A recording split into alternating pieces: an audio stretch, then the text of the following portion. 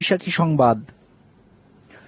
দেশে প্রবৃদ্ধির হার বাড়লেও এর সুফল সাধারণ মানুষ না পাওয়ায় সমাজে বৈষম্য বাড়ছে বলে অভিযোগ করলেন অর্থনীতিবিদরা। তবে পরিকল্পনা মন্ত্রী এম এ মান্নান জানালেন, গত 10 বছরে জিডিপির প্রবৃদ্ধি অব্যাহত থাকায় বাংলাদেশে দারিদ্র্য ক্রমশ কমছে। দুপুরে রাজধানীর ব্র্যাক সেন্টারে এক সেমিনারে এসব কথা বলেন তারা। আরো জানাচ্ছেন জয়দেব দাস। ক্রমশ সংকুচিত হয়ে আসছে। অর্থনৈতিক শঙ্কা ও সুশাসনের চ্যালেঞ্জ শীর্ষক এই সেমিনারের আয়োজক centre for governance studies BGS. অংশ নেন অর্থনীতিবিদ, নাগরিক সমাজের প্রতিনিধি এবং পরিকল্পনা মন্ত্রী। সেমিনারের মূল প্রবন্ধে বলা হয়, দেশে প্রবৃদ্ধি বাড়লেও সেই সাথে বাড়ছে বেকারত্ব ও অসমতা। আলোচনায় অংশ নেন অর্থনীতিবিদরা। অধ্যাপক সেলিম জাহান বলেন, সামাজিক ও রাজনৈতিক ক্ষেত্রে বৈষম্যের কারণে প্রবৃদ্ধির সুফল পাচ্ছে না সাধারণ মানুষ।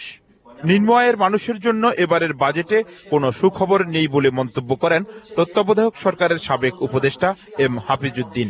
যারা ফিক্সড ইনকাম গ্রুপ, তাদের জন্য কোনো সুখবর কোনো বই আনে না, বরং দুঃসংবাদই আসে, এবং এবারও সেটা এসছে। এ সময় পরিকল্পনা মন্ত্রী বলছেন, গত 10 বছরে জিডিপির প্রবৃদ্ধি বাড়ায় কমেছে দারিদ্র্য। উন্নয়ন অব্যাহত থাকায় নেওয়া হচ্ছে বড় বড় মেগা প্রকল্প।